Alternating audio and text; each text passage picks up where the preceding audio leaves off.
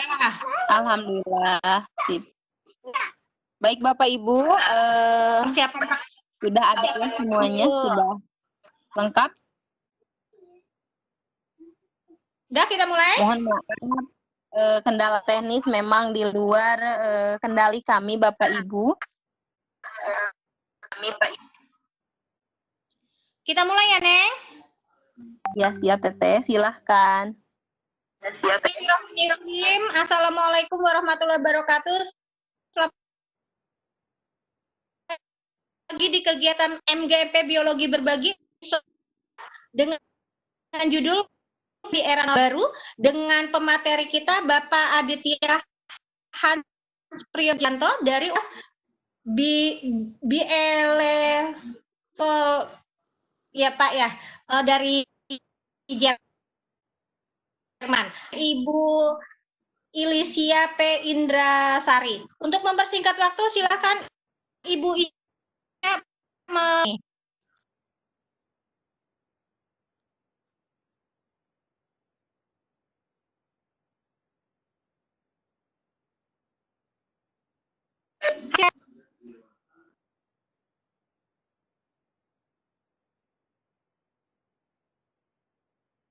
Neng, Bu Ica-nya nggak ada suaranya. Neng aja, silakan mengambil alih, Neng. Alhamdulillahirrahmanirrahim Bapak Ibu.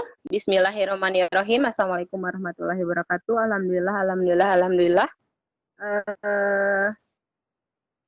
Kali ini kita semua bisa bergabung dalam kegiatan MGMP Biologi Berbagi. Wassalatu wassalamu ala asrofil anbiya'i wa mursalin wa ala alihi wa sahbihi ajmain amma ba'du. Puji dan syukur kehadirat Allah Subhanahu wa taala dan salawat dan salam semoga selalu tercurah pada junjungan kita Habibana wa Nabiyana Muhammad Shallallahu alaihi wasallam, pada keluarganya, tabi'in dan pada umatnya kita.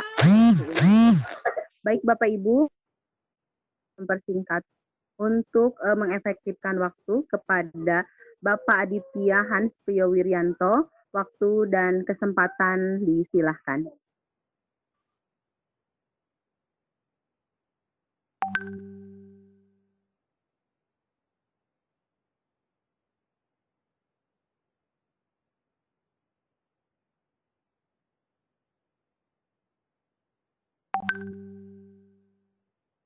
Mas Aditya nggak ada suara, Neng. Halo, Neng. Ya. Mas Aditya nggak ada suaranya. Iya, betul, Teh. Mungkin sebentar. Pak Adit, suaranya tidak dengar.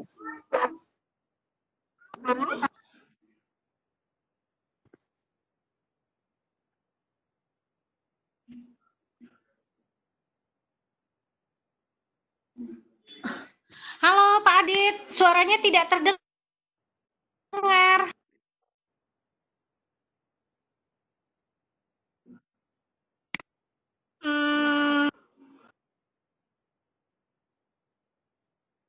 Pak Teh? Nggak ada suaranya.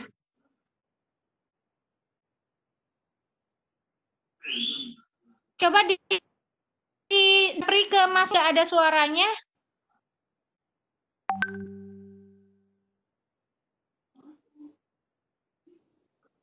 Mohon maaf ya Bapak Ibu, mungkin dulu.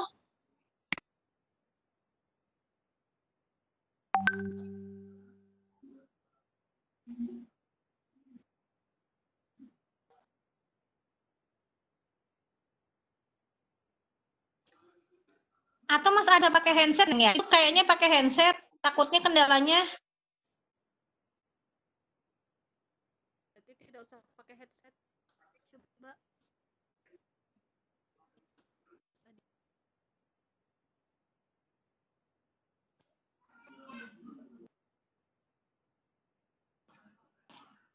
Bapak Ibu, masih ada kendala audio, kita masih mencoba tetap untuk tolabul ilmi.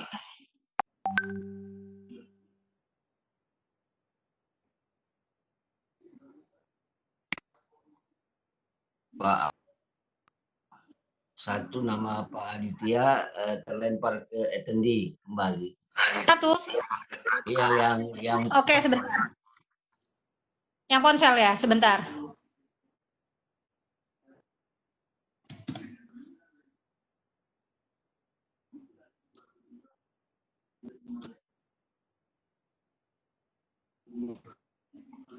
Sebentar, saya cari lagi. Karena faktor sinyal, jadi kita harus bersabar.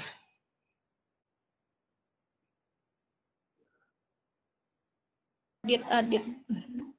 Oh ya ini. Di bawah deket Abdul Munib. Udah. Silakan.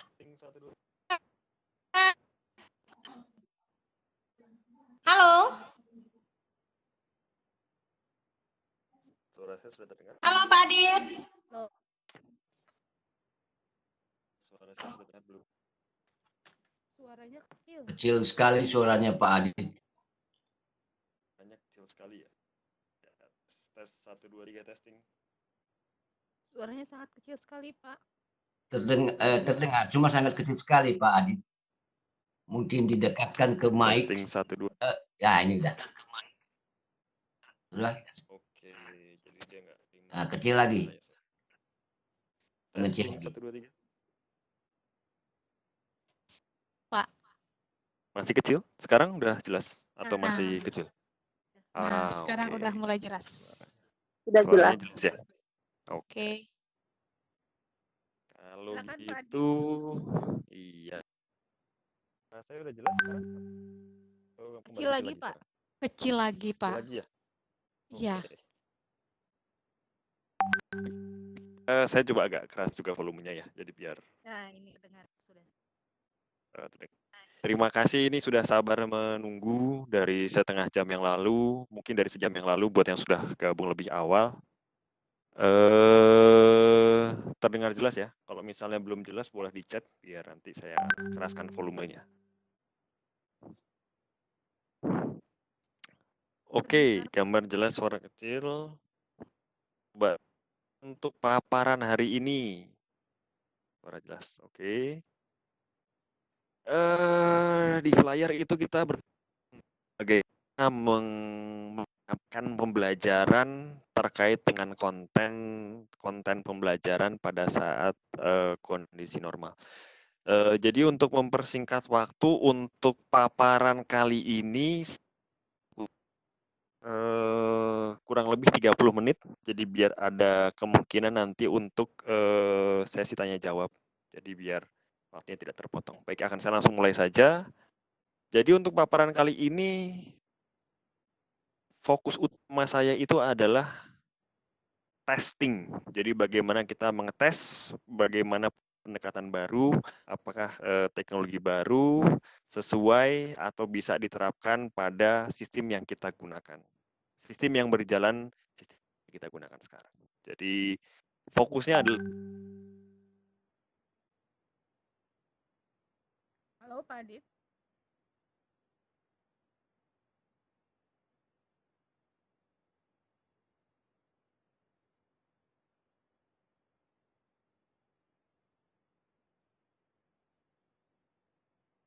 Suaranya hilang, Pak.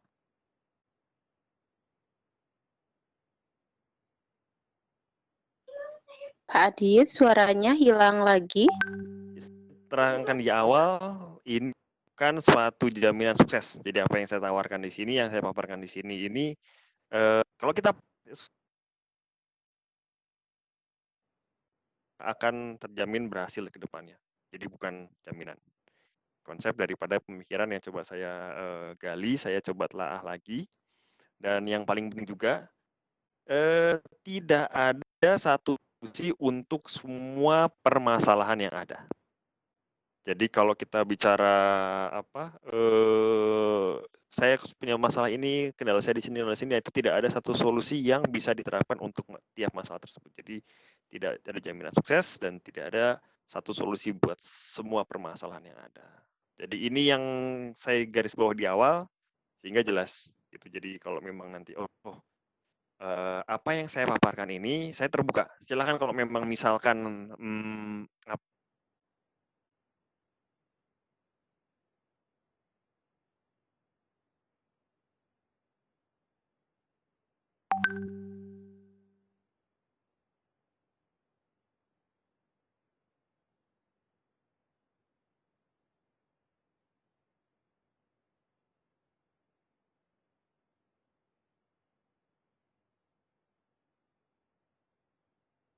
Halo? kan kalau misal tengah-tengah ada yang live meeting gitu. Oke, lanjut. Jadi seperti yang baru saya sampaikan tentang bagaimana kita mentes tes ini sendiri. Nah, pertanyaan yang paling pertama, apakah kita sudah tahu bagaimana apa tentang sistem yang kita punya, sistem pembelajaran kita yang kita terapkan. Jadi ketika nanti kita berbicara new normal, kita mengadopsi sesuatu hal yang baru seperti nanti sudah banyak yang menggunakan aplikasi conference atau online pendidikan pembelajaran jarak jauh. Apakah kita sudah tahu behavior atau perilaku dari sistem yang kita punyai sekarang? Itu pertanyaan yang paling pertama yang perlu dijawab oleh kita.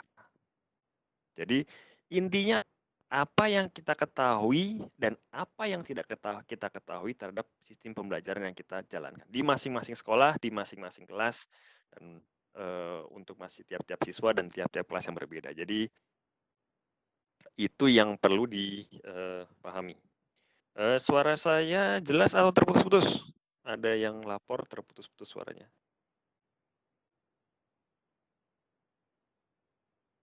Pak. Jelas atau Tadi. terputus-putus? Coba dicek. Dicat aja, dicat. Oke, saya coba jelas ya. Oke, jelas. Kalau yang terputus-putus mungkin koneksinya. Saya juga coba untuk berbicara lebih pelan. Jadi apa yang kita ketahui dan apa yang kita tidak ketahui tentang sistem yang sedang kita jalani, itu baik itu secara mikro maupun secara makro. Nah, jadi kita bicara sistem itu kita sekarang bicaranya kalau kita sekarang orang-orang sudah banyak menciptakan banyak konten digital yang beragam, dari mulai video pembelajaran, dari mulai buku digital, dari mulai kuis online, itu banyak sekali konten yang beragam yang tersedia. Nah, ini contohnya kita sekolah masing-masing individu saya yakin sudah membuat dan mempunyai konten tersebut. Jadi kalau saya lihat rata-rata rekaman paparan tatap muka yang kurang lebih di kelas mungkin lebih atau kurang dari 10 menit. Nah, ini konten untuk video pembelajaran seperti apa. Nah, yang menarik untuk dibahas mungkin salah satunya adalah video conference atau tatap muka. Apakah video conference ini menggantikan proses tatap muka? Jadi kasus di sini tidak hanya di Indonesia saja, kemarin itu terakhir di Spanyol. Mereka itu punya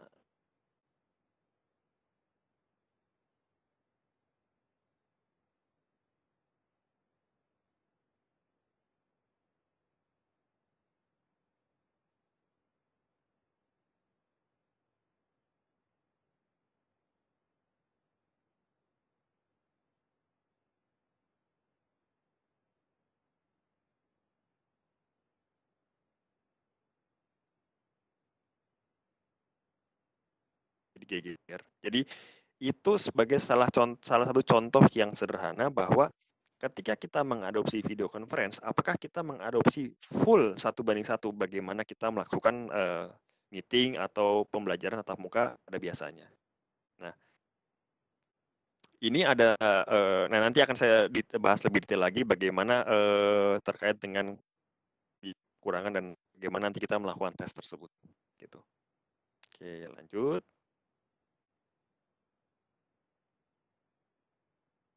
Suaranya masih terdengar atau hilang? Cat aja kalau hilang terdengar. Oke, good. Selanjutnya mungkin ada buku cetak atau buku digital. Jadi di awal saya coba mungkin 2016 atau 2014 itu saya coba buat versi EPUB. Nah, pada waktu itu ketika saya mengkonversi buku cetak ke buku digital itu formatnya tidak berubah. Jadi formatnya itu masih bagaimana buku cetak itu dibuat. Sedangkan kalau kita ingin memanfaatkan kelebihan dari buku digital, kita perlu penyesuaian-penyesuaian yang kita lakukan supaya bisa diadopsi ke dalam format digital, kelebihan dan kekurangannya. Testing 1 2 3. Suaranya masih terdengar kecil.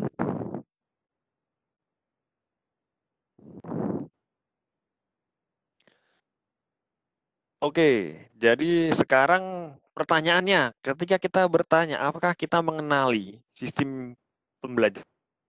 Jadi, apakah kita mengetahui komponen-komponen apa saja yang ada di dalam tersebut? Apakah kita tahu hubungan korelasi satu dengan yang lainnya seperti apa? Dan apabila kita ingin menerapkan satu teknologi baru, apakah kita tahu teknologi itu menggantikan komponen yang mana? Jadi, perlu diperhatikan, perlu dipertimbangkan ketika nanti kita berbicara adopsi teknologi baru itu mana yang menggantikan korelasi yang sudah ada yang lama sebelumnya seperti apa. Oke, lanjut. Nah, yang kedua pertanyaannya, kalau misalnya suatu tes tersedia di dalam sistem Anda, jadi maksudnya begini, ketika kita ingin mengimplementasikan LMS, kita ingin menerapkan Moodle, kita ingin menerapkan pembelajaran menggunakan Webex. Tes itu sudah dilakukan sebelumnya. Oke, saya ingin menggantikan apa dengan saya ingin menggantikan apa ketika saya memperkenalkan Webex kepada rekan-rekan guru maupun siswa. Nah, tes itu harus dilakukan sebelumnya. Apa fungsi dari tes tersebut? Untuk memahami detail dari sistem yang kita miliki, sistem pembelajaran. Jadi sistem pembelajaran nanti saya bahas detail lagi setelah pertanyaan ketiga, saya coba bahas lebih detail, ada apa saja. Nah, jika kita tahu detailnya, kita bisa melihat mapa perbandingan, apakah ada dampaknya ketika kita menerapkan satu solusi yang berbeda. Ketika kita menggunakan Moodle untuk PJJ, ketika kita menggunakan edX untuk PJJ, ketika kita menggunakan WhatsApp untuk komunikasi dengan siswa maupun orang tua murid, apakah ada dampaknya kepada sistem kita secara keseluruhan?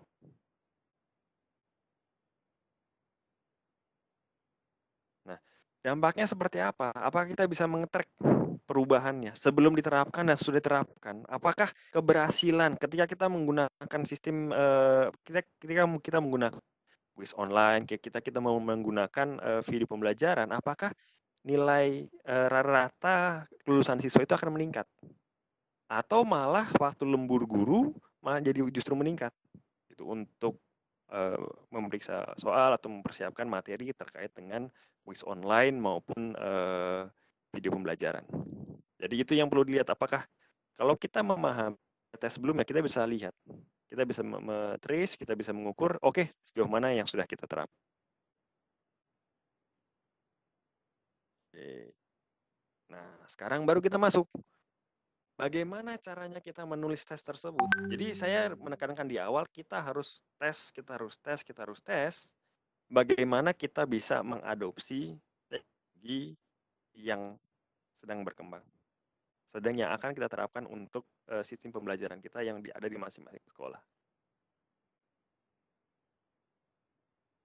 Jadi ini, intinya adalah bagaimana kita mempersiapkan sebelum kita mengintegrasikan beberapa fitur ataupun kelebihan daripada pendekatan-pendekatan yang sesuai dengan pendidikan jarak jauh, misalkan dalam hal ini. Gitu. Nah, ini yang baru saya tekankan di awal, bahwa tidak bisa kita menggunakan satu solusi untuk semua permasalahan yang ada. Oleh sebab itu, kita perlu mengadakan pendekatan-pendekatan yang disesuaikan, di mana kita akan fokus kepada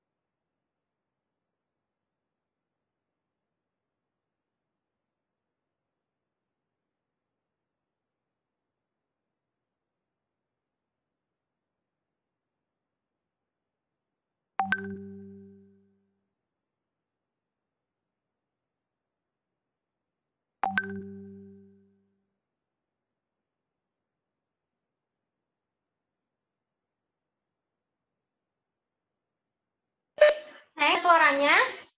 Suara Halo? Aditnya juga hilang. Yang pakai laptop. Nah, di bawah lagi, Teh. Ada di bawah lagi. Nggak ada ya? Ada di bawah, Udah iya, di bawah lagi, Teh. Ya, bentar. Sabar ya, sabar. Oke.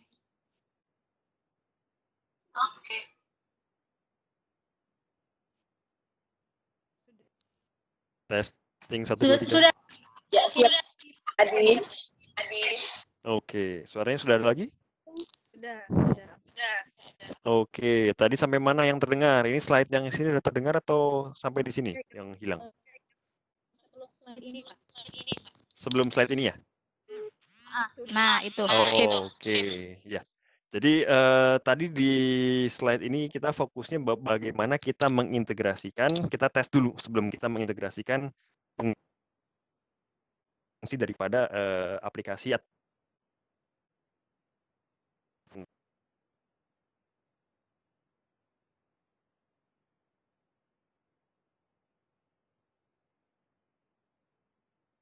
kita selama ini terapkan di dalam sistem pembelajaran yang kita punya sekarang. Gitu. Oke, suaranya udah jelas ya? Oke, kita lanjut. Nah, untuk itu kita tidak bisa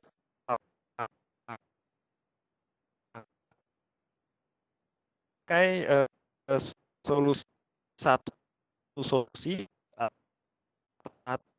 software untuk permasalahan yang ada. Karena apa?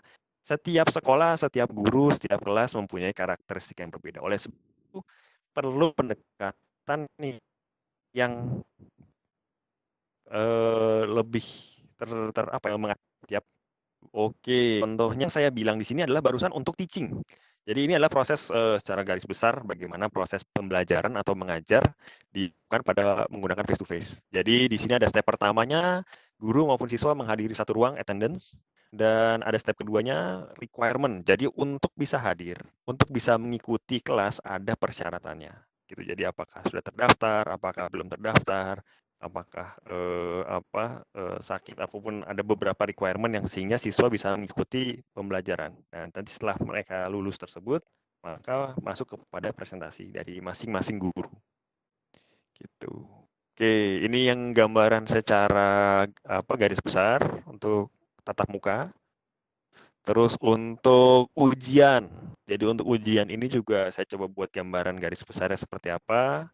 Siswa hadir di satu ruangan yang sama, ada juga pemeriksaan apakah persyaratan untuk mengikuti ujian sudah terpenuhi atau belum. Baru siswa bisa mengikuti ujian yang akhirnya diakhiri dengan step keempat, di mana mereka submit dari tes tersebut, exam tersebut. Nah, ini juga sama untuk gurunya, misalkan untuk mengevaluasi daripada ujian yang sudah dilakukan oleh masing-masing siswa, maka kolek atau kumpulkan semua yang belum dinilai, langsung ke detailnya, komparasi kunci jawaban dengan jawaban siswa, lakukan penilaian, dan terakhir baru di total kalkulasi berapa jumlahnya. Ini yang gambaran garis besarnya untuk untuk menilai ujian. Jadi ini yang nanti akan saya coba bandingkan. Jadi ini adalah tools yang sudah dipakai untuk teaching. Kita menggunakan contohnya video conference seperti Zoom atau Webex. Kalau ujian online itu bisa merupakan bagian dari learning management system kayak Moodle atau mungkin standalone seperti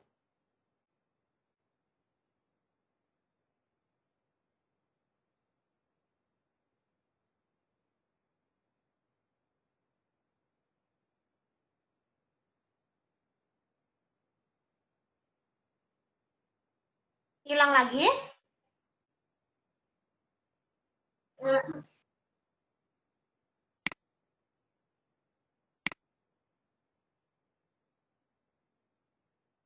aktivitas apa yang bisa dilakukan dengan menggunakan software tersebut. Jadi ini pembandingnya nanti kita coba lihat lebih detailnya seperti apa. Nah, tadi saya di awal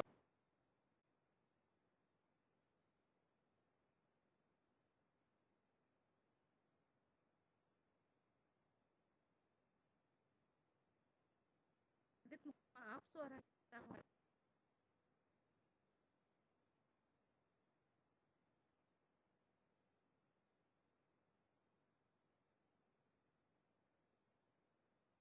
Ya hilang teh. Turun lagi apa ke attendi? testing Masih 1 2 3 testing. Masih ada ya? Tadi. Oke. Iya. Oke. Testing ya. Oke. Suaranya hilang atau masih ada? Masih ada ya? Slide yang sebelumnya Mas. Yang sebelumnya? Hilang dari slide sebelumnya ya? Sorry. Coba sebentar. Yang ini atau yang ini ya? Dari sini ya? Nah, jadi kalau dari sini saya bandingkan lagi itu face to face-nya. Jadi face to face itu kalau kita lihat barusan ada 3 aktivitas yang kita coba kita breakdown nanti. Jadi untuk aktivitas pembelajaran seperti apa, ikut ujian seperti apa, dan mengevaluasi ujian seperti apa. Sedangkan ketika kita berbicara tentang tools ataupun solusi online, itu kita berbicara fungsi yang ditawarkan oleh aplikasi ataupun software tersebut atau platform, fitur yang ditawarkan oleh platform tersebut seperti apa, dan juga aktivitas apa yang disediakan oleh platform tersebut seperti apa, atau online tersebut seperti apa. Itu yang nanti kita bandingkan dan kita lihat pada waktu tes seperti apa detailnya. Oke, nah terus kita masuk ke bagaimana kita menulis tes tersebut. Kita coba tulis tesnya. Ya, jadi saya ada 6 langkah ya. Jadi seperti yang baru saya sampaikan, saya coba buat lebih sederhana. Kita ambil bagian langkah yang kita lakukan dari sistem yang kita gunakan. Jadi sistem pengajaran, sistem mengevaluasi ujian, dan sistem bagaimana siswa mengikuti ujian. Nah, yang pertama itu, yang kedua kita ambil satu atau beberapa fungsi daripada Bebek sendiri seperti apa, atau Moodle seperti apa, maupun Kahoot seperti apa. Yang ketiga baru kita bandingkan. Nah, pembandingannya seperti apa? Jadi ketika kita membandingkan fungsionalitas dari software ataupun Bebek, nah kita lihat apakah Webex maupun Kahoot maupun Moodle itu menyertakan langkah-langkah yang kita lakukan ketika kita melakukan tatap muka. Biasanya ketika kita melakukan tatap muka itu biasanya karena kita sudah terlalu sering melakukan, itu kita tidak melihat secara detail langkah-langkah apa saja yang kita lakukan. Contohnya nanti saya coba tunjukkan ya. Inilah yang pertama. Terus ini langkah keempat itu kita tulis kesalahan apa yang tidak bisa disertakan ke dalam software yang kita gunakan atau aplikasi yang kita gunakan. Nah, setelah itu baru kita siap buat daftar-daftarnya. Daftar-daftarnya untuk oh ya, aplikasi ini tidak bisa mengakomodir ini karena dua hal, dan itu akan kita bandingkan terus dan kita lihat nanti, kita evaluasi aplikasi tersebut sehingga nanti kita bisa tahu posisi atau bagaimana kita menyikapi apabila kita ingin menerapkan solusi tersebut pada sistem pembelajaran yang kita punya. Suara masih jelas ya?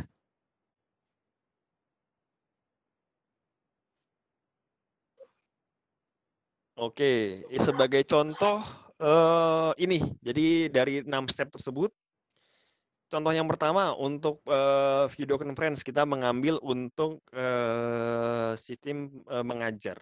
Jadi kita berbicara tentang attendance atau kehadiran dari siswa. Terus yang kita bandingkan dengan attendance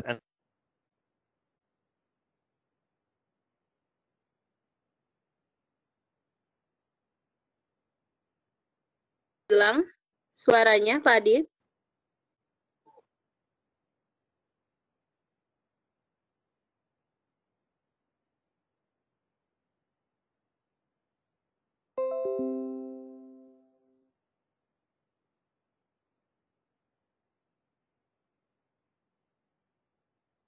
full hadir semua. Nah, kalau dimatikan kameranya, maka kesulitan kita sebagai pengajar atau pemateri itu kita tidak bisa mengecek satu persatu mana yang betul-betul hadir, mana yang cuman hadir di awal, ditaruh HP-nya, kemudian di akhir kemudian baru absen lagi. Nah, kenapa ini penting? Ketika kita mempunyai aturan bahwa untuk mengikuti midterm atau TNTer, maka kehadiran presentasi siswa itu harus banyak 80% misalkan. Nah, bagaimana cara kita memverifikasi bahwa betul-betul itu mereka hadir? Gitu. Jadi kita tulis di list yang step nomor 5 bahwa keterbatasan Webex atau Zoom dalam hal menyampaikan video conference, kita tidak bisa memverifikasi kehadiran peserta dengan menggunakan attendee list tanpa menyalakan kamera dari peserta tersebut. Kalaupun mungkin yang sudah disiasati oleh panitia, kita menyiapkan link untuk absensi. Nah, cuman sekali lagi absensi itu hanya diisi tapi tidak mengetahui apakah mereka betul-betul hadir atau hanya hadir pada waktu akhir dari materi disampaikan. Nah, ini contohnya untuk bagaimana menerapkan menganalisa kelemahan daripada atau apa yang tidak bisa terwakili ketika kita menerapkan solusi video conference pada sistem pembelajaran kita. Jadi tes ini yang perlu kita tes. Jadi kita membandingkannya adalah kehadiran tersebut. Yang kedua, untuk ujian online.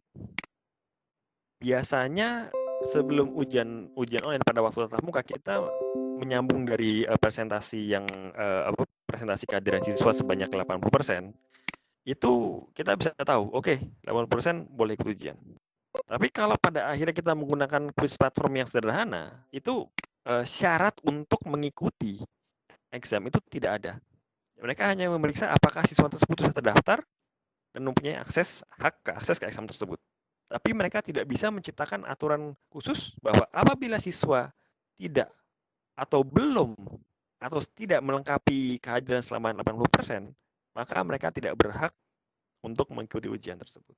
Nah, ini yang tidak ada pada waktu kita menggunakan exam online. Jadi, dua contohnya ini yang perlu kita siapkan, yang bisa dibuat listnya, checklistnya ketika kita ingin menerapkan solusi yang beragam yang sudah banyak di luar sana. Nah, what next? Pertanyaannya.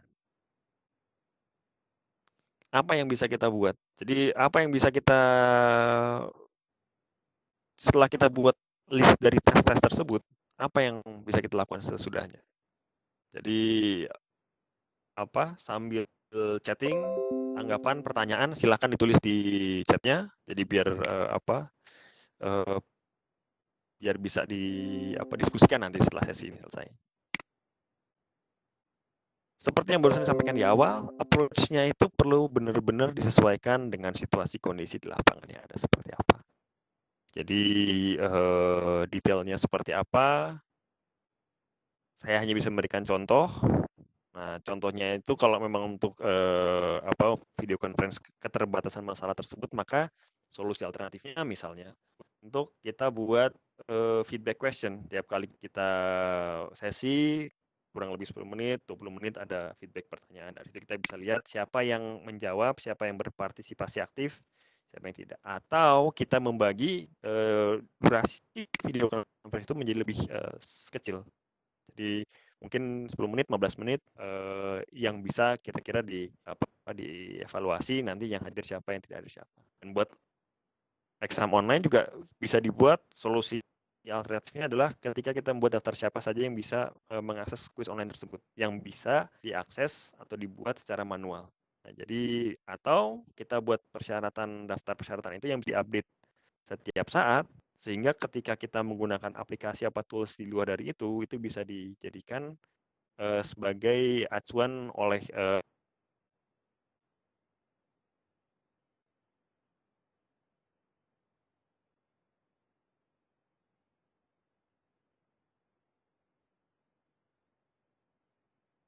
Suaranya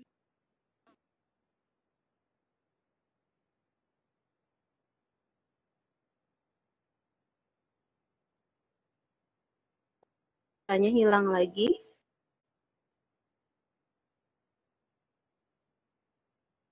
solusinya juga berbeda. Nah, terima kasih untuk ininya. Kalau memang nanti untuk tertarik, boleh mengisi Google Form-nya. Nanti di situ akan setelah saya kirim via email untuk materi yang saya paparkan hari ini. Baik, terima kasih. Saya berikan waktu dan tempatnya kembali kepada hostnya ya. Ya, Baik. terima kasih Pak. Mbak Ica, silakan. Silakan.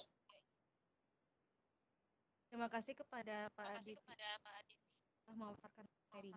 Silakan kepada para peserta yang ingin bertanya bisa mengisi di kolom chat atau raise hand. Suara saya terdengar? Dengar. Mbak Umi, bisa dilihat siapa yang raise hand mungkin? Mbak? Halo, Teh Umi? Halo, Teh Umi?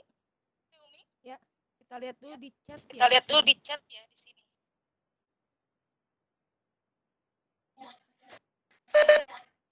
Ya.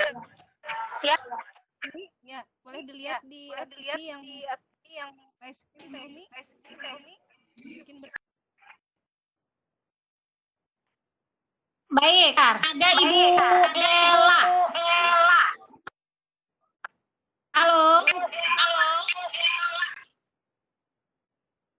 Halo.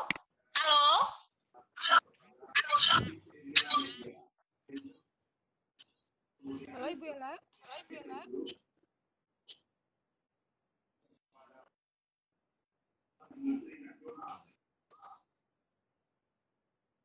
Halo. Oke, sambil menunggu ini ada Anda chat.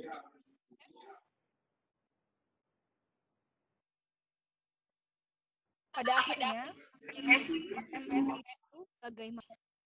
Berarti diperlukan uji coba tapi karena waktunya jadi pakai sistem langsung Nah, itu seperti bagaimana? Apakah masih oke dengan pendapat Bapak? Suaranya kecil, Teh. Halo?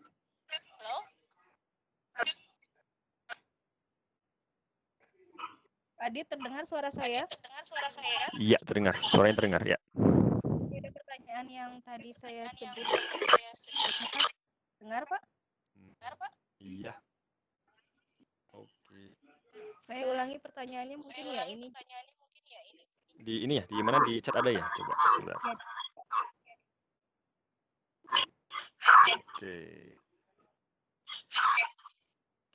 Buat Pak Wahyu Hidayat. Ya, Bapak Wahyu Pada akhirnya Hidayat. LMS itu bagaimana para peserta didik dapat mengakses. Berarti diperlukan uji coba sistem terlebih dahulu. Tapi karena mepet waktunya, jadi pakai sistem langsung berikan sistem tersebut. Nah, itu seperti bagaimana? Apakah masih oke dengan sebentar. Oke, jadi gini, LMS itu sendiri kan juga pada dasarnya terbagi menjadi 3 elemen ya. Suara saya terdengar jelas? Ya. Dengar. Oke, jadi tersebut kita lihat ada yang kita gunakan untuk mengajar, kita memberikan ujian kepada siswa melalui bank soal yang kita susun, dan juga pada waktu nanti kita mengevaluasi ujian dari siswa tersebut. Nah, sekarang pertanyaannya, kalau memang LMS mau diterapkan, mana dulu yang akan diterapkan untuk pembelajarannya? Jadi pertanyaannya di situ sebetulnya. Apakah dipakai untuk mengevaluasi terlebih dahulu atau dipakai untuk mengajar lebih dahulu? Karena yang paling penting itu adalah ketika kita pakai LMS, kita harus lihat fungsi mana yang kita optimalkan. Karena itu yang harus kita ajarkan kepada rekan-rekan guru maupun siswa yang digunakan, yang menggunakan tersebut. Jadi membiasakan mereka menggunakan sistem yang kita gunakan tidak mudah karena kita harus tahu seperti yang barusan saya sampaikan di awal, sistem yang kita gunakan, sistem pembelajaran kita yang konvensional itu seperti apa. Nah, pertanyaannya ketika kita sudah paham mana yang bisa kita terjemahkan atau kita pindahkan ke LMS, mana yang tidak bisa. Karena seperti yang baru saya sampaikan di awal juga, pada akhirnya kan LMS atau tidak menggunakan LMS, Bapak dan Ibu tetap harus menyusun laporan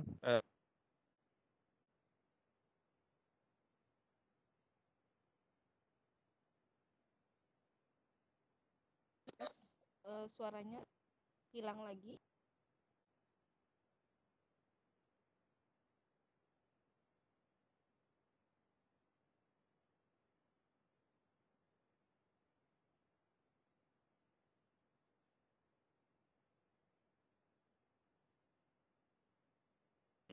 tidak perlu diedit lagi, tidak perlu disesuaikan lagi, semua sudah langsung jalan.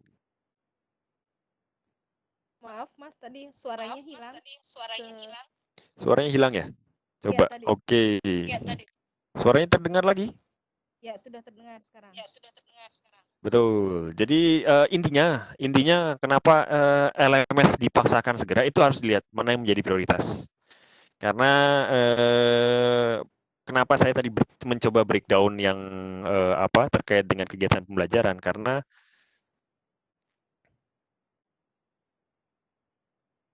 contohnya kan LMS itu kan 3 ya. Saya coba sederhanakan itu 3, untuk mengajar, untuk siswa memudahkan siswa untuk mengambil ujian, dan yang terakhir untuk memudahkan guru sehingga proses evaluasi itu menjadi lebih singkat. Nah, sekarang pertanyaannya, ketika menerapkan LMS, mana yang difokuskan untuk di take over atau yang akan dipindahkan ke LMS? Jadi tidak semuanya bisa dipindahkan secara langsung, saat bertahap, sehingga bisa diterapkan satu persatu gitu. Nah, ini suaranya jelas? Ya, jelas. Jelas, Mas. Oke, semoga menjawab pertanyaan dari Pak Wahyu ya barusan. Kalau masih belum jelas, saya coba tadi juga kasih di linknya itu ada. Jadi di situ ada feedback sendiri buat saya. Nah, nanti kalau memang ada pertanyaan yang masih belum jelas bisa dimasukkan di komentar, kolom komentar. Itu ada kolom komentarnya kok di situ. Ini ada pertanyaan lagi. Oke. Iya, saya lanjut ke pertanyaan berikutnya ya. Ada dari Pak Abdul Haris. Pak Abdul Haris ini chat sama saya privat. Jadi mungkin di panelize nggak kelihatan sebentar ya. Kondisi siswa kami di sini tidak jauh dari kota di mana siswa kurang menguasai teknologi dan tidak memiliki akses. Dan ada juga siswa yang kurang mampu untuk membeli paket dan akses internet. Nah, ini yang menjadi kenapa saya coba breakdown bahwa kita tidak fokus kepada teknologi saja. Karena kalau teknologi tidak bisa menjawab atau memberikan solusi yang lebih baik dibandingkan yang sudah ada sekarang, pada akhirnya percuma. Karena kita belajar menyiapkan video pembelajaran, materi pembelajaran. Pertanyaan sederhananya adalah, apakah kita sudah pernah mengevaluasi sejauh mana video pembelajaran yang kita hasilkan itu lebih efektif ketika tidak ada video pembelajaran? Karena apa? Ini menjadikan dasar pertimbangan ketika kita berbicara kondisi remote yang dialami oleh Pak Abdul, ketika siswa tidak mempunyai akses internet, tidak mempunyai akses HP, tidak mempunyai akses laptop. Jadi ada extra effort yang harus mereka keluarkan, expense yang harus mereka keluarkan untuk apabila hasilnya tidak sebanding atau tidak seberapa, maka solusinya teknologi tidak perlu dipakai. Gitu. Walaupun solusinya teknologinya yang dipakai hanya bagian-bagian tertentu saja. Jadi bukan semuanya kita adopsi secara langsung. Nah, ini kan jadi kita lihat apakah kita terapkan, apakah ada peningkatan apa tidak. Gitu. Ini yang sebenarnya yang penting juga. Jadi ketika kita belajar, kita implementasi, dampaknya gimana sih? Gitu dengan secara keseluruhan garis besar seperti apa. Jadi jangan sampai lagi kita mengkondisikan siswa semua harus punya internet, sedangkan kita tidak siap untuk menerjemahkan mana yang penting buat siswa. Karena mungkin saya tidak sebutkan di slide saya ya. Jadi ada yang istilahnya mungkin untuk kondisi mulai COVID ini ada yang namanya Webex atau Zoom atau video conference burnout, di mana kita 8 jam sehari atau 10 jam sehari kerjaannya itu hanya mengikuti meeting ke meeting tanpa bisa menerapkan atau mempelajari, menggali lebih dalam lagi hasil meeting tersebut seperti apa. Nah, jadi ini yang perlu kita sikapi bahwa kita tidak bisa menerapkan 1:1 solusi yang dimiliki, yang ditawarkan oleh teknologi itu sendiri. Jadi kita yang harus betul-betul memilah-milah, kita tahu mana yang buat siswa perlu apa, dan teknologi apa yang pas untuk kondisi di lapangan di masing-masing sekolah. Jadi oleh sebab itu tidak ada satu lagi yang terkait dengan solusi satu buat semuanya. Berarti Mas, kalau kondisi seperti itu baiknya luring ya?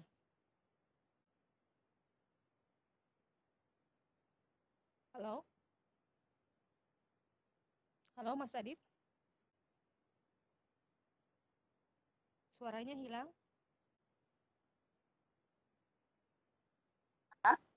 Halo?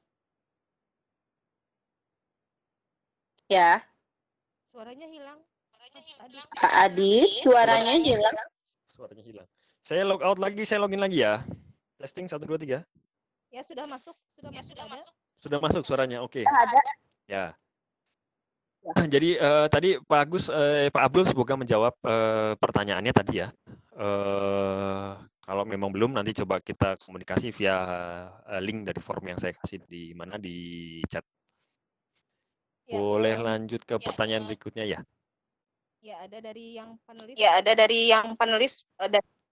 Chat yang panelis, Pak, bisa dilihat mungkin. Pak Agus ya, Pak Agus Salim.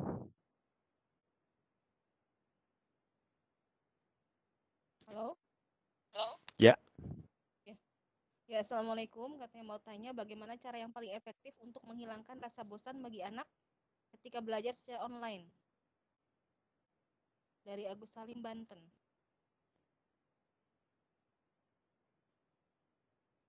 Halo?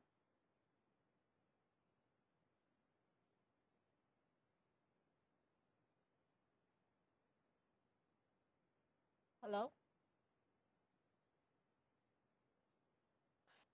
3 menit, 5 menit, sampai 10 menit. Jadi ketika mereka belajar online, kalau kita bisa breakdown video yang kita tawarkan pembelajaran itu menjadi lebih sederhana, berdasarkan topik yang kita pilih, itu bisa membantu untuk mengurangi rasa bosan bagi anak. Jadi jelas dan berikan juga roadmap buat mereka. Jadi berikan mereka pilihan untuk memilih sendiri konten apa saja yang mereka ingin akses. Itu yang kedua. Jadi berikan mereka kesempatan untuk belajar secara mandiri. Mungkin itu yang bisa diterapkan untuk menghilangi rasa bosan.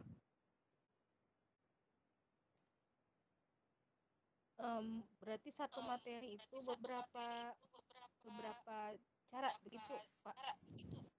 Betul. Jadi satu materi ada beberapa cara. Jadi sebenarnya kan sekarang yang menjadi tantangannya adalah ketika kita harus membreakdown materi yang kita ingin sampaikan itu ke dalam ilmu yang bisa kita terapkan dalam kondisi nyata. Jadi di mana sebetulnya kenapa saya coba pakai pendekatan seperti itu, karena memudahkan mahasiswa untuk mempelajari. Oke, saya belajar ini kurang lebih selama 1 jam pelajaran.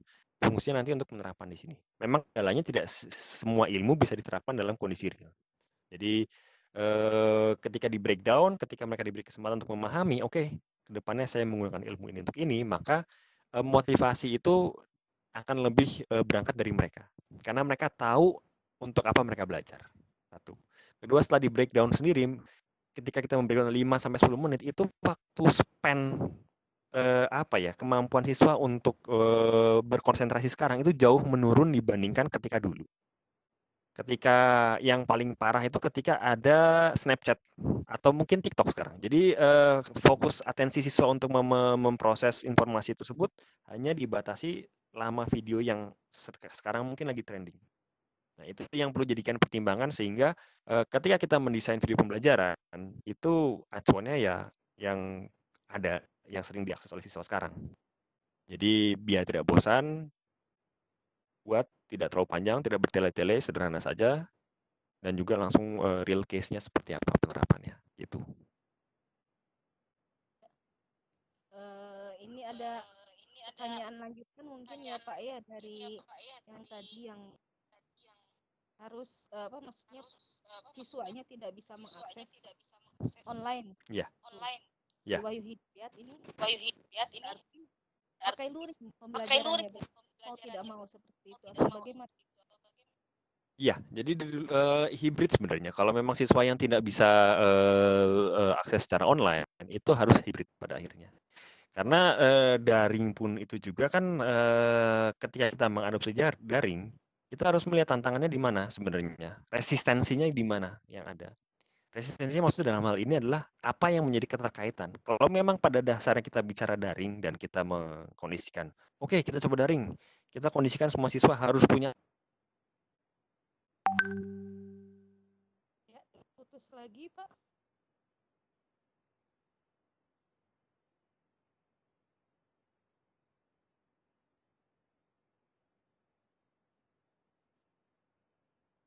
Halo?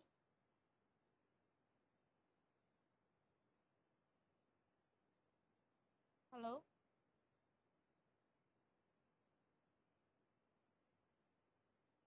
Adopsi secara bertahap gitu. Jadi tidak semuanya sekaligus pakai daring, semua harus pakai Zoom, tidak, tapi apa sih sebetulnya kenapa daring itu lebih baik dibandingkan yang di luar jejaring?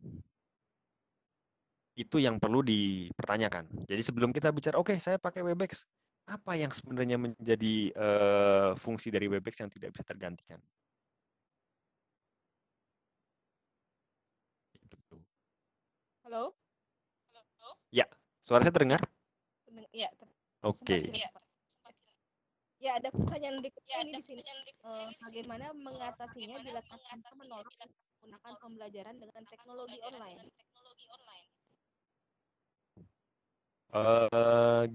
Bagaimana menolak untuk menggunakan online? Oke.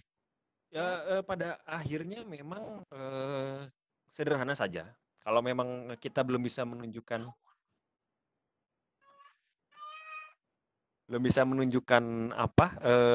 kelebihan dari kenapa kita harus menggunakan teknologi online dibandingkan konvensional, kecenderungan mereka menolak akan lebih besar. Karena pertanyaannya sederhana saja. Ketika saya menggunakan teknologi online, maka saya harus menyediakan pulsa, saya harus menyediakan laptop, saya harus menyediakan bagaimana pembelajaran tersebut dikonversi ke dalam video ataupun pembelajaran digital. Itu resource yang kita harus alokasikan untuk merubah jadi online itu besar dan banyak. Kalau kita tidak bisa meyakinkan customer kita online itu lebih baik dengan menunjukkan keberhasilan di masing-masing implementasi, itu akan sulit.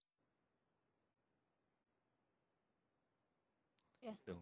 berarti harus ditunjukkan dulu seperti apa. Betul, jadi kita implementasikannya sehingga biar bisa diterapkan. Sebentar, Ya. ini ada 2 yang kontak saya privat pertanyaannya. Ya, boleh langsung, Sebentar. Pak. Jadi kalau bisa ke panelis dulu, nanti yang privat saya coba jawab satu-satu ya, gitu. Oh, ya. Ini yang privat Ini tadi Pak Abdul melanjutkan. Saya sudah uji coba menggunakan Zoom dan Webex, tapi hanya sedikit siswa yang bisa mengakses dan masih banyak yang tidak bisa mengakses. Sedangkan dalam pembelajaran guru diharuskan untuk memberi penilaian kepada siswa dan memberikan pembelajaran kepada siswa. Kira-kira proses pembelajaran apakah kami terapkan tatap muka atau menggunakan aplikasi teknologi? Mohon penjelasan. Oke, jadi sekali lagi tergantung dari masing-masing kondisi di lapangan seperti apa. Jadi karena guru kan memang harus memberikan penilaian kepada siswa kognitif dan asertifnya juga ada. Nah, itu yang penilaian-penilaian tersebut yang sebetulnya tidak bisa diwakili ketika kita pindah ke Webex maupun ke Zoom. Melalui tatap muka ada. Nah, ini solusi ini harus kita cari bersama-sama kira-kira seperti apa. Jadi apakah kita menggunakan hybrid atau kita menggunakan setengah untuk aplikasi yang menggunakan teknologi. Makanya ini yang perlu ditekankan ketika kita ingin mengadopsi teknologi, fungsi dari aplikasi apa yang ingin kita gunakan untuk menggantikan proses pembelajaran yang mana. Yang bisa menunjukkan grafik seperti yang ditampilkan di gambar. Jadi itu yang perlu kita fokuskan di situ. Jadi kita bukan bicara bukan bicara aplikasinya, tapi kita ambil fungsinya. Gitu. Ya, ini Oke. ada pertanyaan. Dari Novi, dari SMP Darul Rahman, Depok. Izin bertanya Bapak, selain sebaiknya LMS memprioritaskan padahal apa? Sehingga kami dapat mengoptimalkan LMS tersebut. Selain itu, referensi merupakan hal yang diperlukan. Selain daripada e-book, apakah kami dapat mengakses referensi resmi video teknologi dari Dinas? Oke. Sebentar. Barusan agak hilang suaranya, sorry. Gimana coba? Udah Bisa agak diulang? hilang. Sekarang terdengar suaranya, Pak? Iya. Ya. Saya ulangi pertanyaannya. Ini dari Ibu Novi dari SMA IT Darul Rahman Depok. Sebaiknya LMS memprioritaskan channel apa? Sehingga kami dapat optimalkan LMS tersebut. Selain itu, referensi merupakan hal yang diperlukan. Selain daripada e-book, apakah kami dapat mengakses referensi resmi video bagi mapel biologi dari Diknas? Halo?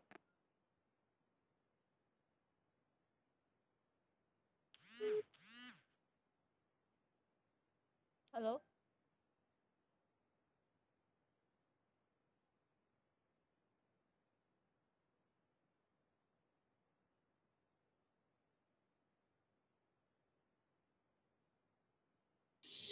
Halo Mas Adit. Suaranya hilang. Ditunggu absen aja diumumin dulu Bu Nenden. Iya, silakan yang absen. Nenden sudah di-share absensinya. Halo Mas Adit. Sudah di-share absen Bapak dan Ibu, silahkan diisi. Ya. Silakan Bapak Ibu mengisi link absensi yang sudah di-share di chat sambil menunggu Pak Adit kembali. Halo Pak Adit. Halo Pak Adit.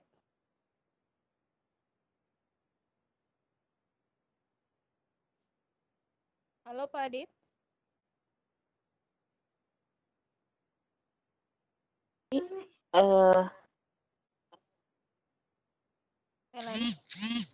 Ya, Ca. Masih ada, Iya. tapi suaranya hilang ya. Iya, Pak suaranya Adi. hilang.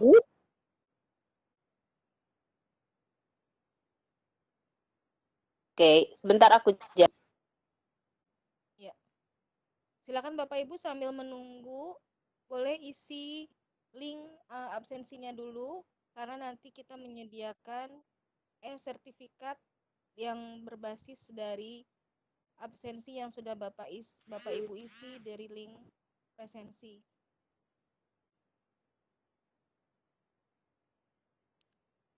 Halo.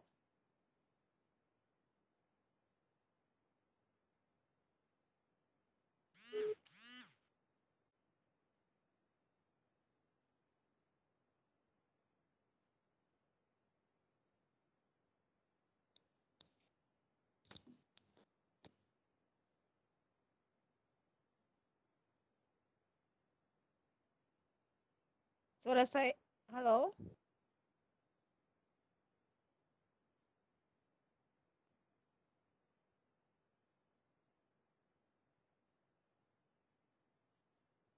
Alhamdulillah hari ini ada 313 partisipan yang ikut mendengarkan atau menyimak paparan materi dari Bapak Aditya Priwa. Beliau sekarang ini sedang tinggal di Jerman. Jadi memang perbedaan waktunya cukup jauh dan mungkin ada terputus-putus juga sinyalnya karena jauh. Halo?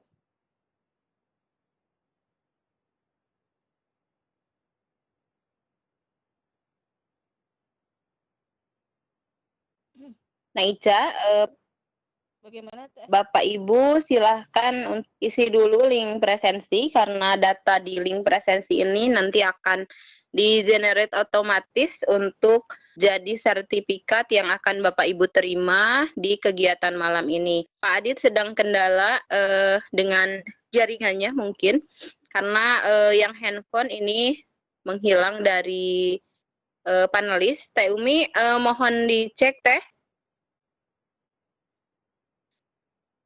Di bawah sudah lagi Pak Adit. Siap. Belum. Lempar ke atendi.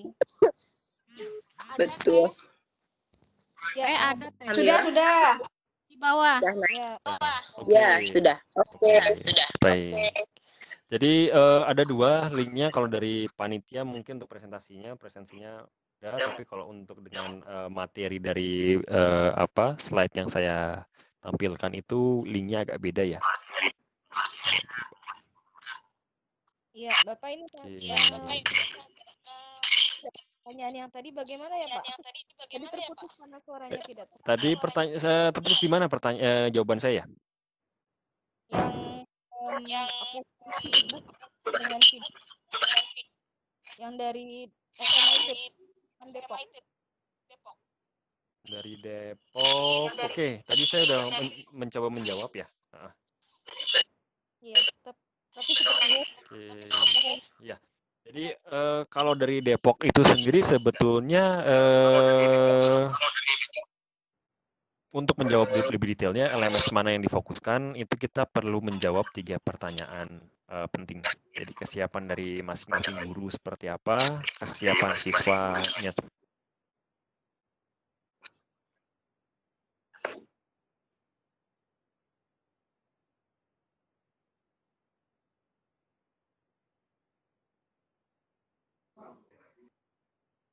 terputus lagi Teh.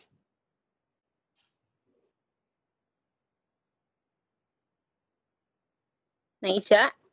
Ya, terputus Oke. lagi. Suara ya. Ya, terdengar ya.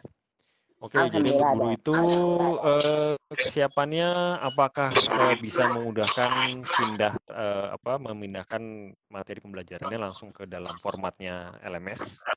Untuk siswa apakah mereka punya akses ke dalam internet maupun laptop maupun HP 24 jam. Untuk target pencapaian itu dilihat lagi sejauh mana yang diterapkan. Jadi yang diterapkan dari Diknas maupun daripada Dinas Pendidikan maupun dari sekolah. Jadi apa yang dicapai dari pembelajaran yang ditawarkan. Jadi untuk lebih detailnya lagi diisi saja formulir yang saya coba barusan tampilkan di chat. Jadi biar bisa di sharing nanti materinya sekaligus kalau misalnya untuk diskusi seperti apa. Nah, ini bisa pertanyaan lagi. Ya. Ya. Dari IEF Pak, manfaat untuk penilaian pada pelajaran praktek pelajaran jatuh. Karena biasanya penilaian praktek observasi pada tiap tahap.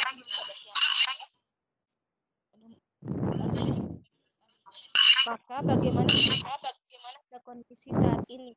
Makasih.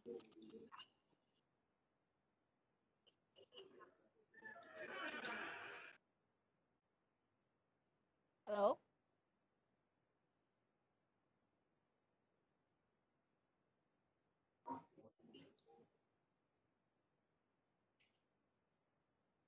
Tanya hilang. Teh Umi. Adakah di masih. Iya. Itu yang paling penting sebetulnya. Jadi ketika kita tahu, oke, ini bisa saya minta siswa untuk merekam, maka rekaman tersebut dijadikan acuan untuk penilaian praktek seperti apa. Memang tidak bisa semua daripada pembelajaran praktek itu dinilai. Maka oleh sebab itu, tugasnya kita sekarang ketika kita ingin bertransisi menuju pembelajaran jarak jauh, bagaimana kita menyikapi kekurangan-kekurangan daripada solusi yang sudah ada di lapangan.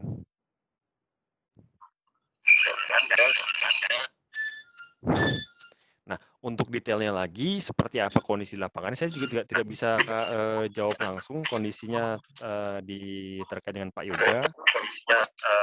Maka saya sarankan kalau memang tertarik untuk membahas lebih detail lagi, bisa langsung di link yang saya kirimkan. Di situ ada forum yang mengisi untuk komentarnya seperti apa.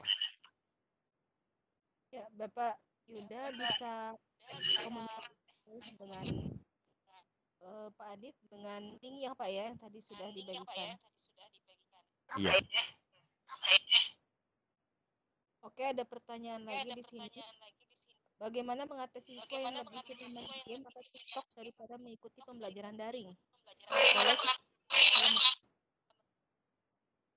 Jadi sederhana saja kalau memang seperti yang barusan saya jelaskan di pertanyaan berikut sebelumnya, TikTok itu durasinya pendek, satu.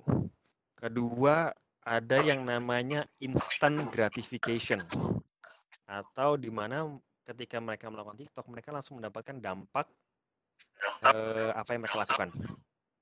Nah, ketika kita tidak bisa menghadirkan dua hal itu dalam pembelajaran, maka siswa akan cenderung memilih TikTok. Itu yang menjadi sulitnya sekarang ketika kita menggeser ke dalam daring, kita harus melihat kompetitor kita itu bukan apa video pembelajaran yang lain, tapi adalah aplikasi-aplikasi atau video-video yang dipakai untuk aspek entertainment. Salah satunya untuk game, untuk TikTok. Kenapa? Buat mereka mendapat instant gratification, dan kedua mereka yang ketiganya mereka ketika mereka sharing satu sama yang lain, mereka bisa menunjukkan achievement mereka seperti apa. Itu yang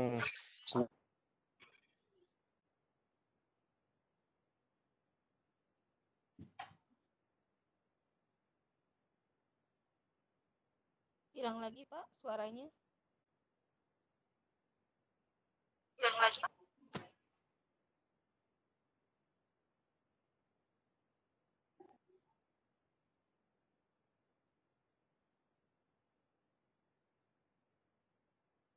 Halo.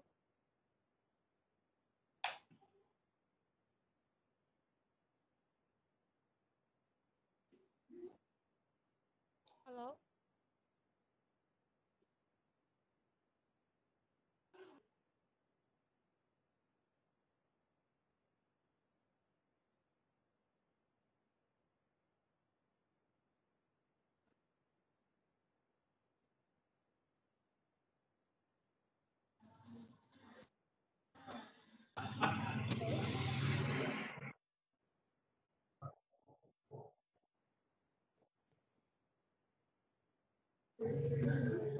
Halo Mas Adit.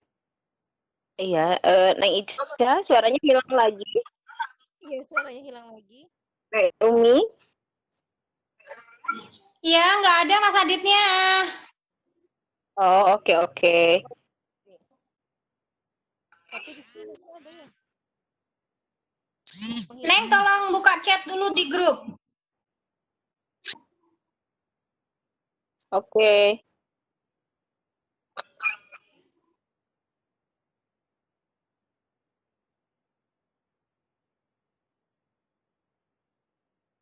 Ini juga tidak ada, di attending juga tidak ada ya.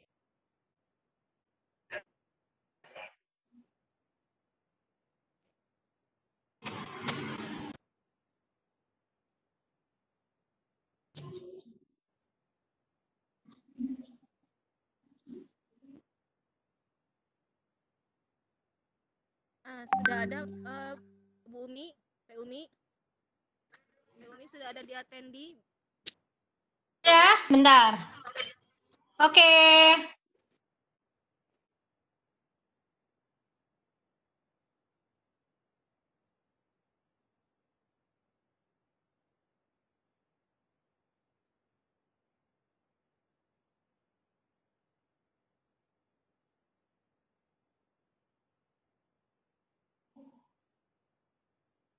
Sudah?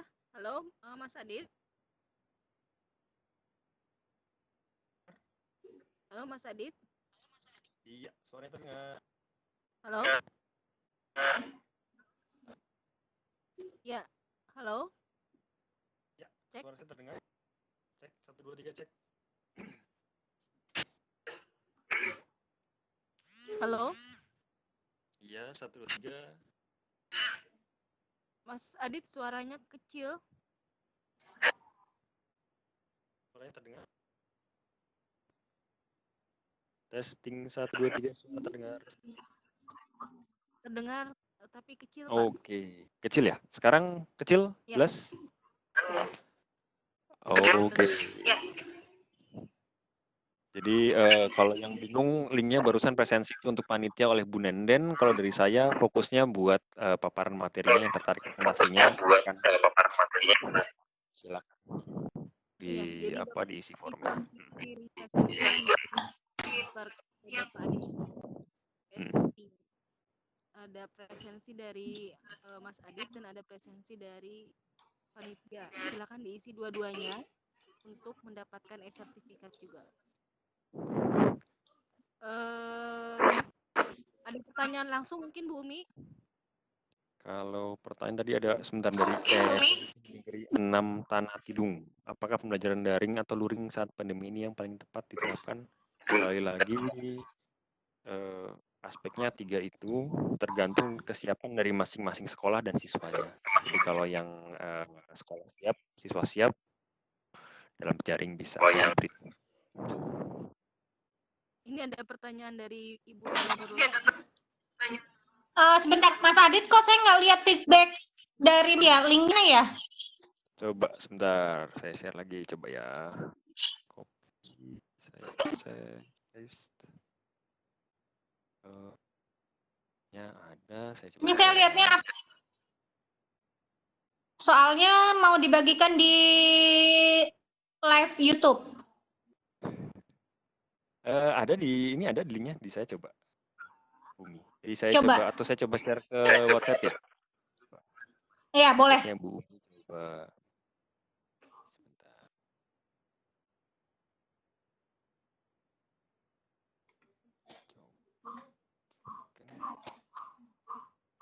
Itu linknya saya share via WhatsApp. Oke. Lanjut lagi, ada pertanyaan lagi kira-kira? Oke, sambil kita ke yang rehen ya, sebentar. Kita kan Bu Nunun. Halo. Halo. Halo. Iya, silakan Bu, suaranya yang keras ya.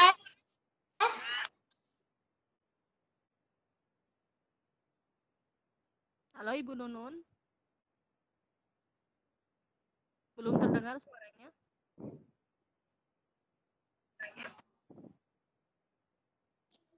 Tidak ada suaranya.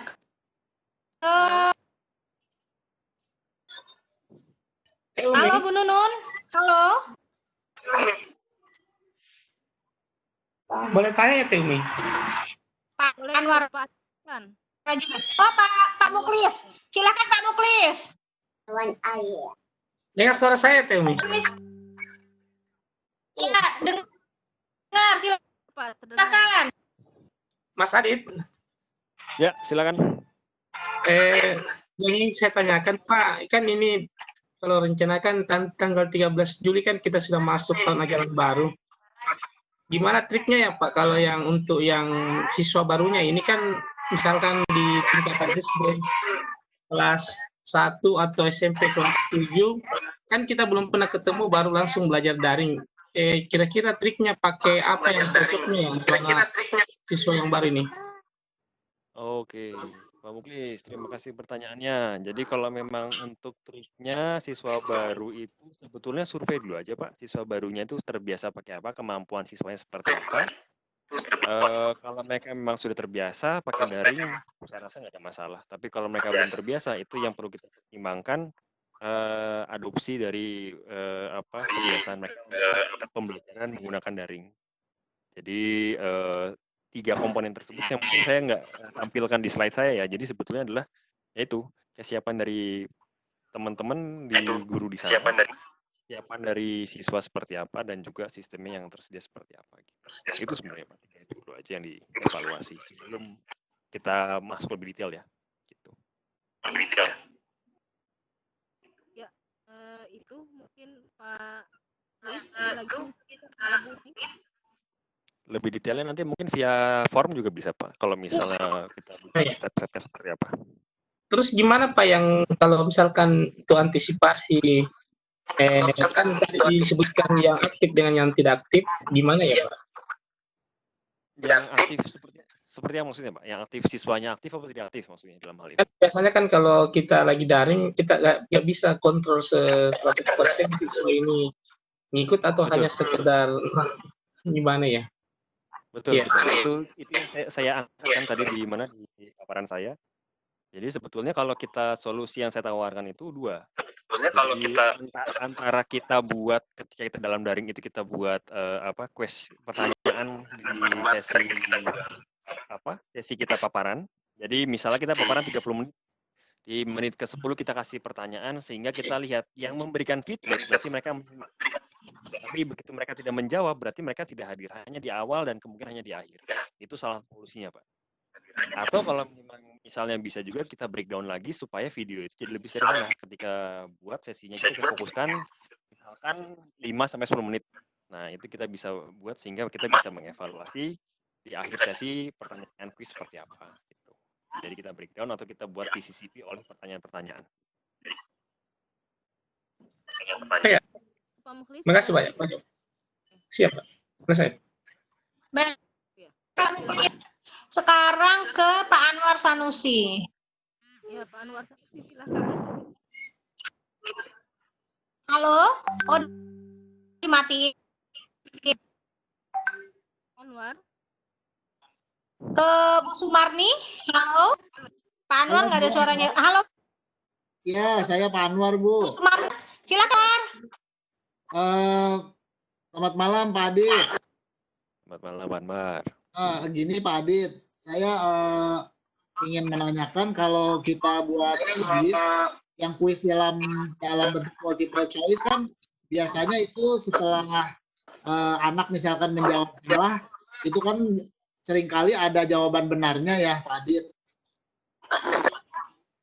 Misalnya di quizzes misalnya yang multiple choice.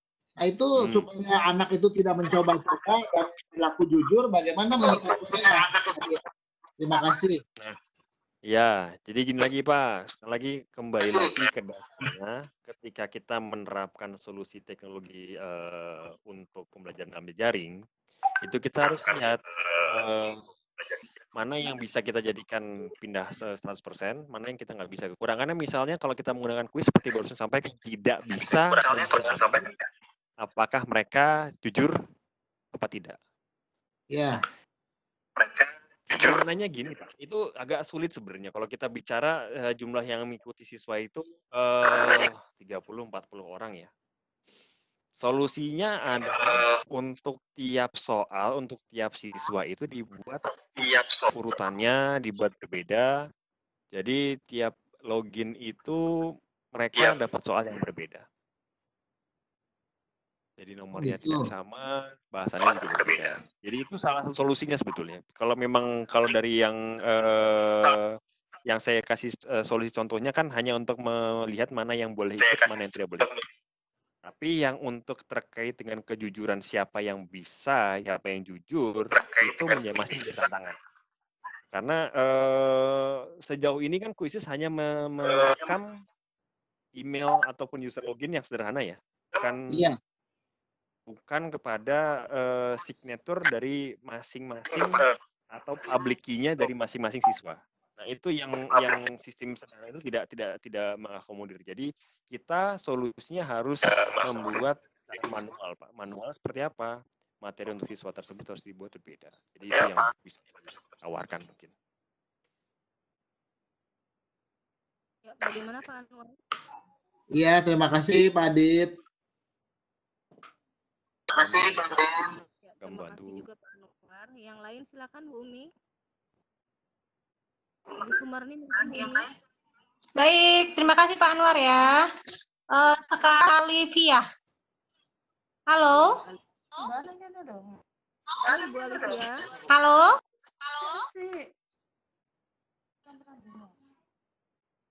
Halo Ibu Olivia. Nggak ada suaranya. Mungkin di ruang chat lagi? Ini ada tambahan saja, ini dari Ibu SK. Bagi siswa baru ada masa PLS 3 hari. Mungkin maksudnya masa orientasi siswa ya. Di sini bisa diperkenalkan personil stakeholder sekolah dan juga bisa diberikan materi online. Itu mungkin tambahan dari jawaban untuk bagaimana jika siswa baru langsung daring. Jadi bisa dioptimalkan dengan situasi kondisi di sekolah masing-masing. Betul. Jadi ketika mereka masa orientasi, yang mereka gunakan ya. Oke, ini barusan ada yang private ke saya juga, Pak Afrizal Nurdin, mengajar kelas 10 SMA. Ada menerapkan 4 LMS yang berbeda. Oke. Tergantung bagaimana secara maksimal. Oke ya, LMS masing-masing LMS punya kelebihan dan kekurangan masing-masing sih Pak. Jadi apabila pembelajaran kita bisa diadopsi semua ke LMS itu akan baik, tapi saya yakin juga tidak semua LMS bisa menjawab kebutuhan kita. Jadi silakan dipilih mana yang paling optimal untuk kondisi seperti apa. Seperti yang saya bilang, tidak ada satu solusi buat semua permasalahan yang ada. Jadi tinggal disesuaikan masing-masing butuhnya seperti apa. Oke. Ada pertanyaan langsung lagi, silakan. Pertanyaan di live streaming, boleh? Iya, boleh. Iya, silakan Bu. Live streaming juga ya. Ada live streaming-nya Pak. Mas Adit? Halo? Ya, silakan. Ini ya. Dari Pak Fendi, Aman Syah, anak tentang new normal ini pada saat KBM di kelas. Kalimat awalnya kepotong, Bu Umi. Bagaimana anak tentang new normal ini pada saat KBM di kelas? Bagaimana mengajar anak pada saat new normal di kelas? Bukan, bagaimana membentuk pola karakter anak? Oh, karakter anak dengan oke. Iya. Kalau terkait dengan pola karakter anak sendiri itu habit ya. Kita bicaranya tentang bagaimana kita kebiasaan apa yang ingin kita turunkan kepada anak tersebut. Nah, kalau terkait dengan new normal ini kita bicara pembelajaran jarak jauh, pembelajaran yang hibrid, tatap muka dibatasi, maka adalah momen yang paling pas untuk mencari tahu apa sih yang pengen kita tanamkan secara mendasar, karakter apa. Apakah karakter yang berani mencoba, tidak takut gagal, atau yang ini. Jadi fokusnya kepada satu value aja sebenarnya. Jadi jangan terlalu banyak, satu value yang kita terapkan secara continue dan terus menerus.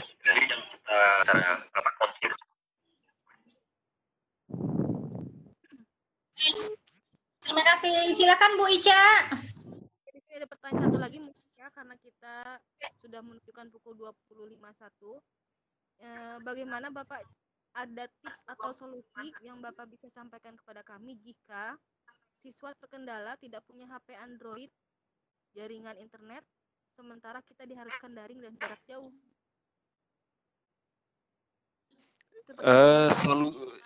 Solusinya sebenarnya gini. Ketika kita diharuskan dari jarak jauh, itu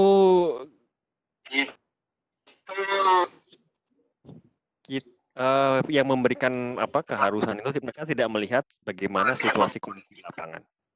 Jadi fungsi kita adalah untuk menjembatani kalau memang siswa belum siap, langkah pertama apa yang kita bisa terapkan untuk daring.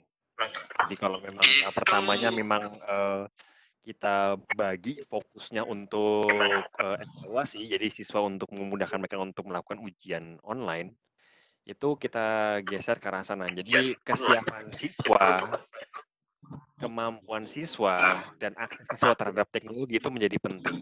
Jadi kalau kita diharuskan ke dalam daring, saya juga yakin kalau kita mengharuskan itu bukan merta-merta hari ini harus, besok jadi. Tapi kita lakukannya secara bertahap, sehingga tidak membebani siswa, tidak memberikan beban moral juga kepada kita sebagai pengajar yang mengharuskan dengan catatan bahwa kita mengetahui bagaimana kondisi real siswa seperti apa. Ya. Mungkin kalau misalnya masalahnya adalah HP Android, itu bisa jadi kita melihat usaha siswa untuk dapatkan atau meminjam HP Android-nya ya Pak. Atau misalnya ya betul Bu. Jadi sebetulnya ini yang digarisbawahi lagi. Selama ini kan kita terfokus sama yang namanya tools atau teknologinya. Jadi kenapa harus pakai HP? Kenapa kita tidak bisa warnet misalnya? Warnet untuk belajar bersama, urunan misalnya. Itu solusinya ada. Jadi yang kita harus tekankan itu bukan pada teknologi yang kita pakai, kita punya, tapi apa yang menjadi nilai tambah yang kita berikan dengan memberikan daring. Apakah kita mengaksesnya untuk pembelajaran kita sudah tidak berbicara lagi teknologi apa. Gitu. Android bisa, HP jadul juga bisa, yang dimana mungkin buat siswa itu akses internetnya dan akses kepada website yang digunakan untuk LMS-nya seperti apa. Ya. Suaranya putus, Pak. Suaranya putus-putus. Suaranya putus-putus atau sudah jelas? Sudah.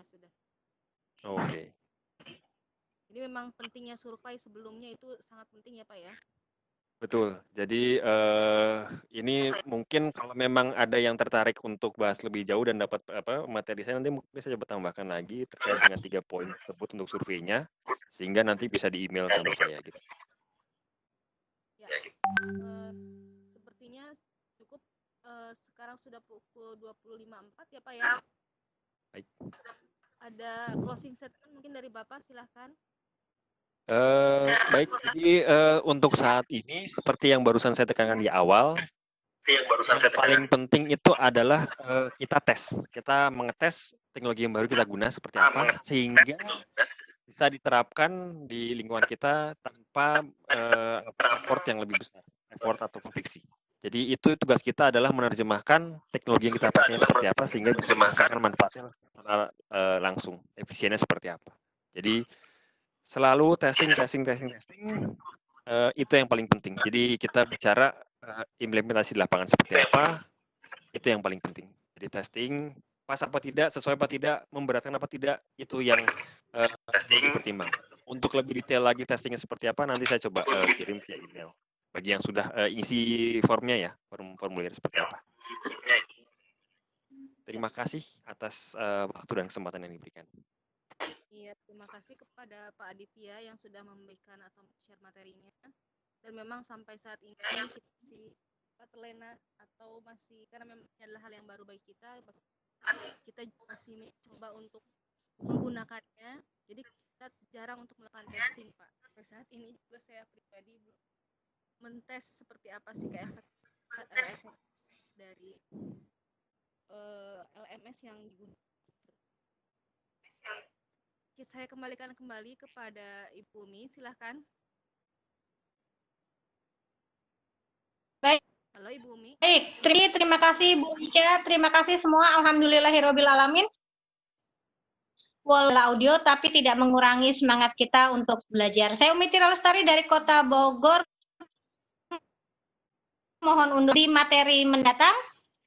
Assalamualaikum warahmatullahi